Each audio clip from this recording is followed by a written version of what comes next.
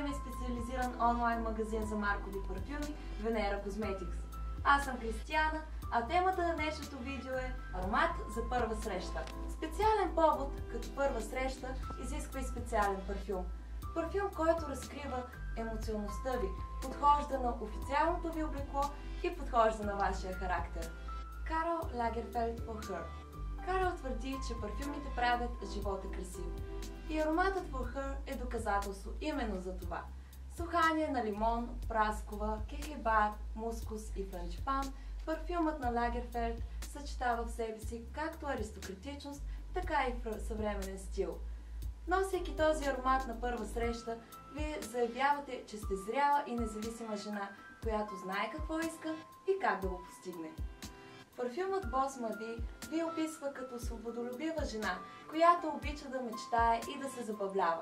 Ароматът допълва нежната същност и независимия детски дух на своята притежателка, освобождавайки нежното желание да се наслаждава на всеки миг от живота. Ако го помирише веднъж, ще го помни цял живот. Живанши Далия Дивин. Аромат, въплъщаващ в себе си женската младост, непринудена красота и силната емоционалност. Парфюмът се отличава с специфичните нотки на жълта мирабела, симбак, бели пролетни цветя и пачули. Versace Pour Homme. Стилен, изискан, запомнящ се, също като мъжа, който го носи. Вълнуващ класически аромат, отличаващ се с букет от добре селектирани ухания.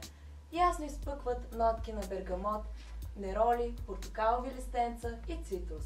В сърцевината му се долавя дъх на здравец, синзюмбюл и кедър.